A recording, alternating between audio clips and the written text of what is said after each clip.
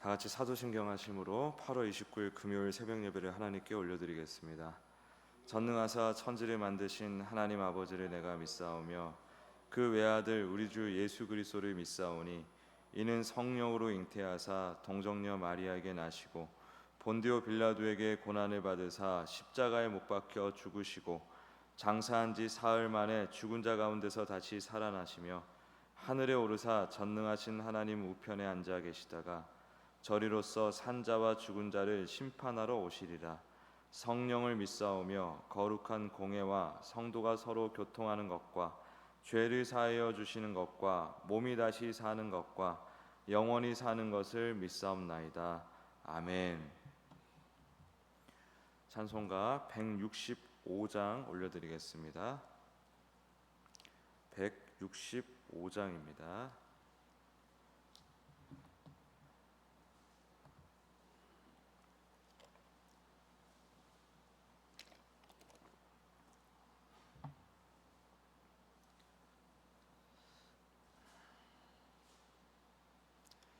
찬송가 165장.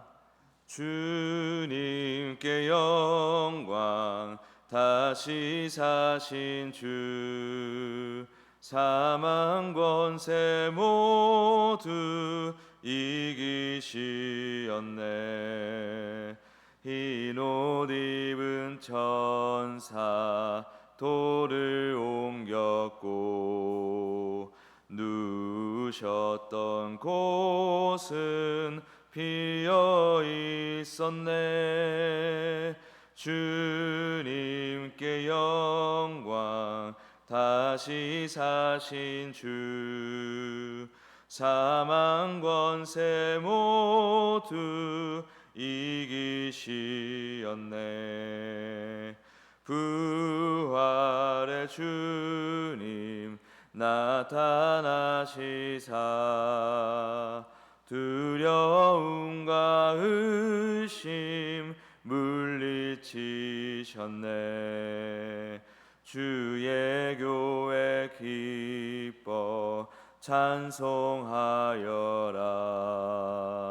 다시 사신 주님 죽음 이겼네.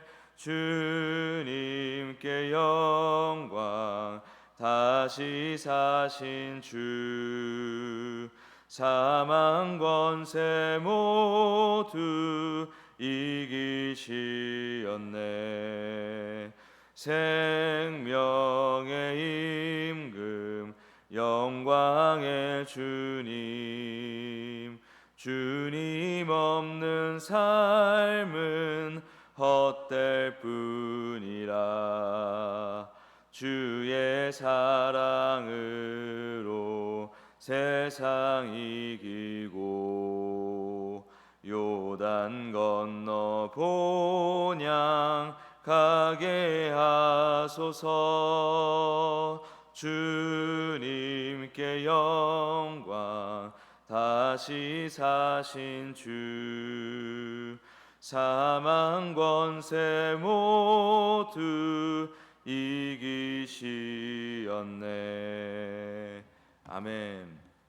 이 시간 합심하여 통성으로 기도하기 원합니다.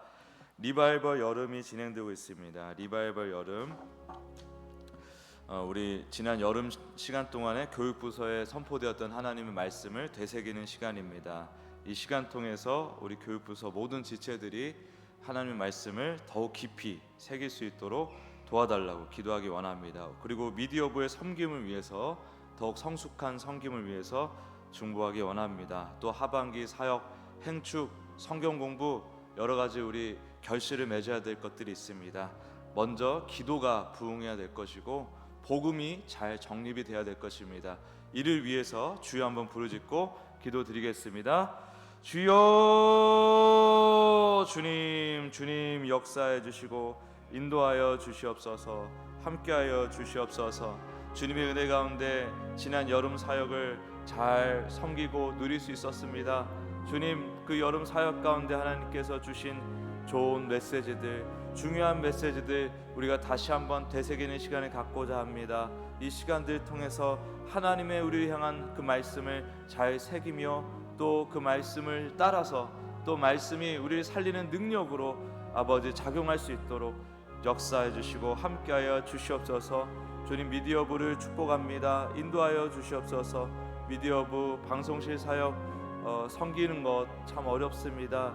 하나하나 세심하게 세밀하게 잘 관찰하고 배우고 성장하는 우리 미디어부가 되게 도와주시고, 또 자원하는 사람들이 또 많이 있으면 좋겠습니다. 우리 교회가 부흥하면서 미디어부도 함께 부흥할 수 있도록 역사하여 주시옵소서. 주님, 또 기도의 부흥을 허락하여 주십시오. 복음의 제대로 된 정립을 허락하여 주시옵소서. 아버지, 우리가 전도하기 전에 기도하게 하시고, 전도 시작하기 전에 복음이 먼저 우리 가운데 잘 정립될 수 있게 도와주시옵소서. 주님, 또한 이런 와중에도 위로를 원하고 평안을 원하는 분들이 있습니다. 주님, 함께하여 주시옵소서. 인도하여 주시옵소서. 하나님, 감사합니다. 지난 여름 사역 동안에 선포되었던 주님께서 주신 말씀들 다시 한번 잘 새길 수 있도록 도와주시옵소서.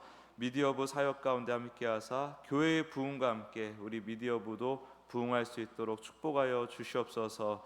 기도가 먼저 부흥하기 원합니다. 또 말씀이 부흥하기 원합니다. 주님, 복음이 잘 자리 잡고 또 주께서 인도해 주시는 그 전도 대상자들 잘 전도해낼 수 있도록 인도해 주십시오. 오늘도 주께 드리는 예물 가운데 함께하사 순탄하게 하시고 형통하게 하여 주시옵소서. 감사드리며 예수님의 이름으로 기도합니다. 아멘. 오늘 말씀 창세기 16장 7절에서 14절 말씀입니다.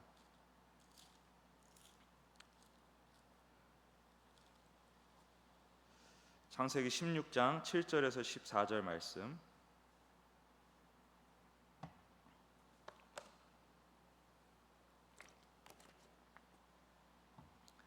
네, 같이 읽도록 하겠습니다. 시작.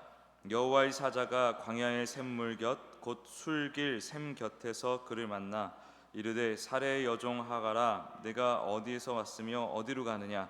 그가 이르되 나는 내 여주인 사레를 피하여 도망하나이다.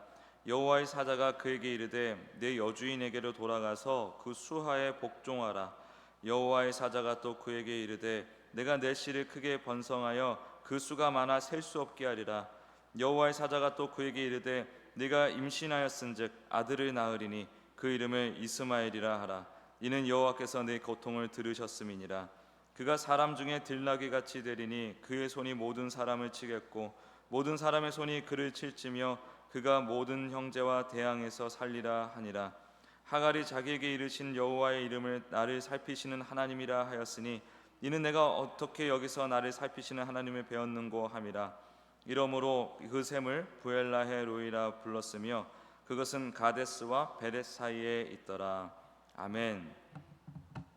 저는 오늘 이 본문을 가지고 광야에서 만난 은혜의 하나님, 광야에서 만난 은혜의 하나님이란 제목으로 말씀 증거하기 원합니다. 하갈은 주인을 인도하시는 하나님의 신실함에 대해서 자주 들어왔을 것입니다. 늘 들어왔을 것입니다. 그러나 그런 하나님의 역사, 하나님의 약속, 그런 것들은 아브라함과 사라만의 이야기처럼 들렸을 것입니다. 그들만의 이야기, 그들의 이야기. 그런 하갈의 인생에 광야에서 하나님을 홀로 대면하는 시간이 찾아옵니다. 그곳에서 하갈은 자신만을 위한 하나님의 따뜻한 음성을 듣게 되죠. 하갈은 본래 애굽 사람으로서 세상의 힘과 질서 속에서 살아온 사람이었습니다. 하나님의 그 일하심을 통해서 경험한 그 하나님의 은혜의 그 은혜의 질서보다도 세상의 힘의 논리, 그 죄의 질서가 훨씬 더 익숙한 사람이죠. 그래서 예상치 못한 기회를 얻었을 때, 즉 주인의 아이를 잉태하게 되었을 때 잠시 마음이 높아져서 주인이었던 사라를 아프게 하기도 했습니다. 이 모습은 우리 안에서도 얼마든지 발견할 수 있는 솔직하고 연약한 우리 인간의 모습입니다. 작은 힘만 가져도 서로를 경쟁자로 여기고 다른 사람보다 높아지고 싶은 마음, 또 약한 것을 무시하고 짓밟고 싶어하는 마음, 죄의 영향을 받는 우리 안에 도사리고 있는 그런 본성과도 같은 마음입니다. 우리 모두가 가진 연약함이라는 것입니다. 그러던 하갈이 사라의 핍박을 피해 홀로 광야로 도망칩니다. 임신한 상태에서 어디로 갈지도 모르는 채 생존을 보장받을 수 없는 광야 한복판에 놓여진 하갈의 심정이 얼마나 비통했겠습니까? 얼마나 절망적이었겠습니까? 그런데 이곳에서 하갈은 전혀 기대하지 못했던 놀라운 은혜를 경험합니다. 하나님께서 먼저 하갈을 찾아오신 것입니다. 그리고 다정한 음성으로 그녀를 위로하시고 미래를 심지어 약속해 주셨습니다. 그 놀라운 만남을 통해 하갈은 분명한 사실을 하나 깨닫게 되죠. 아브라함에게 주신 그 약속의 은혜 안에 나도 함께 있는 존재구나 라는 것을 깨달았을 것입니다. 비록 그 약속의 계보, 이삭의 계보, 그리스도까지 이어지는 그 거룩한 계보는 아니더라도 하나님께서 예수 그리스도를 통하여서, 예수 그리스도의 그 십자가 사역을 통하여서 복을 주시기로 작정하신 그 하나님의 자녀의 무리에 내가 포함되어 있었구나. 하나님의 은혜는 아브라함의 것, 사라의 것인 줄만 알았는데 애굽 여인으로, 이방 여인으로, 여종으로 살아온 내 인생 전체가 창세 전부터 나를 기억하신 하나님의 크신 계획 안에 있었구나라는 사실을 아주 소스라치게 깨달았을 거예요. 내가 여기서 나를 살피시는 하나님을 만났습니다. 이 고백은 바로 그러한 고백인 것이죠. 이것은 그야말로 엄청난 감동의 물결 속에서 터져나온 신앙 고백이고 선언이었습니다. 저 아브라함의 하나님인 줄만 알았는데 하갈의 하나님이기도 하네. 저 사라의 하나님인 줄만 알았더니 내 인생의 하나님이기도 하네. 저들에게만 좋은 것을 주시는 하나님인 줄 알았더니 나도 살피시고 나에게도 좋은 것을 주시는 하나님이시네. 그게 하갈이라는 거예요. 하갈. 하나님은 이런 나도 보살피시는 주님이시구나. 이러한 나도, 이방 여인, 여종, 사실 여종, 말이 여종이 노예잖아요. 노예로 살고 했던, 노예에 불과했던 나와도 함께 하시는 하나님이시구나. 이 만남을 통해 하갈은 더 이상 주눅든 여종의 모습으로만 살 수가 없게 되었습니다.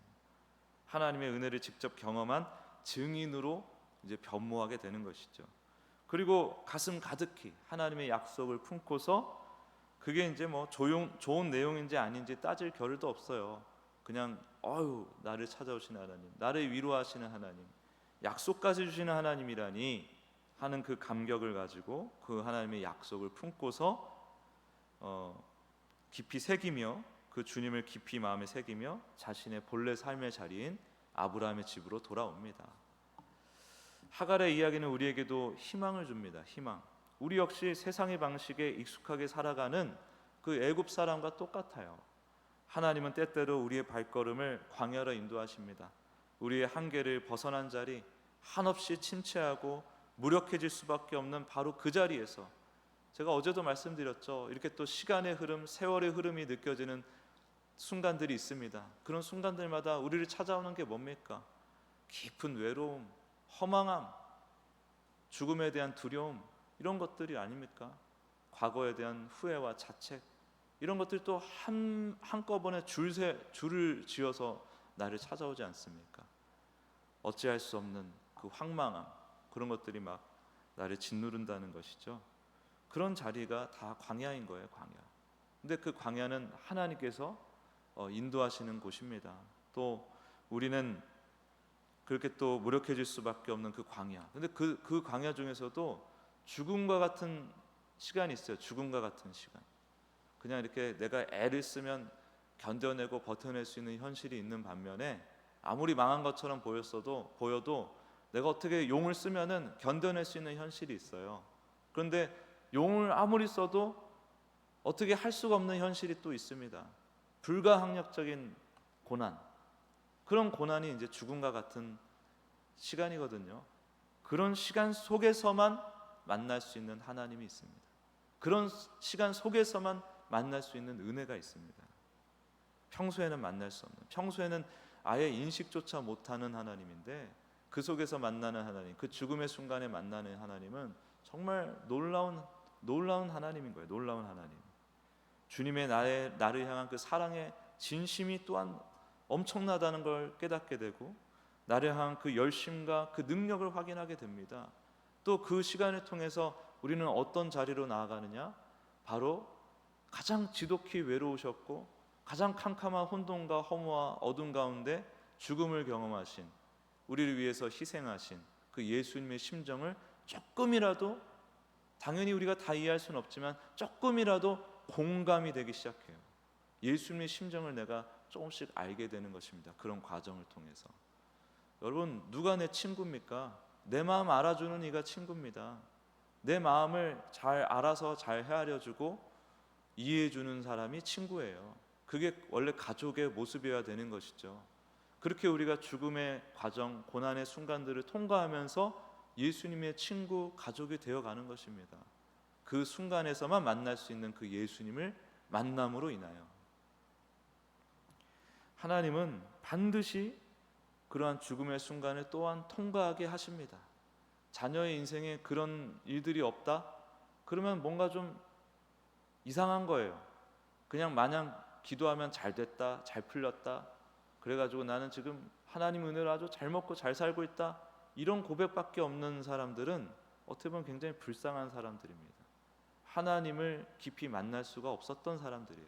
그저 내가 지성이면 감천, 그냥 내가 조금 노력하면 얻어질 수 있는 것들에 하나님이란 이름을 슬쩍 덧씌웠을 뿐이지 그 신앙의 실체는 그냥 율법주의인 거예요. 율법주의. 초등학문에서 계속 머물러 있는 신앙인 것입니다. 근데 반면에 지난 인생을 딱 돌아봤을 때 어떻게 내가 그 인생을 그렇게 통과해서 이 자리에 왔을까? 그냥 죽었어야 될 그 시간들이 있는데, 그냥 꼬꾸라져서 못 일어서는 그런 시간들이었는데, 그 거대하고 그냥 꽉꽉 뭉쳐있고 꼬여있는 그 거대한 실타래를 어떻게 이렇게 내가 푼 것도 아니고 어떻게 이렇게 잘 풀려져 있지? 그런 그 과거가 있다고 하면은, 정말 돌아가고 싶지 않은 그 죽음의 순간이 있다고 한다면 그 사람은 굉장히 축복된 사람이에요. 그리고 그 시간 가운데 도저히 어찌할 수 없는 그 시간 가운데 하나님이 나를 해결해 주실 뿐만 아니라 정말 예수님의 심정을 깊이 공감하고 나도 모르게 정말 인류 전체를 향한 그 하나님의 사랑을 깊이 공감하는 그 자리에까지 이르는 경험까지 하게 된다면 그것이야말로 최고의 복인 것입니다. 하나님과 긴밀한 생명을 함께 공유하는, 하나님의 생명을 공유하고 하나님의 마음을 공유하는 최고의 경험이 되는 것입니다. 복이에요. 그게 복이에요. 그러니까 껍데기인 것입니다. 그냥 뭐 기도해가지고 뭐가 잘 됐대, 뭐가 됐대, 뭐 부동산이 잘 됐대, 주식이 잘 됐대, 뭐 자녀가 잘 됐대, 이런 건 사실 다 껍데기인 것입니다.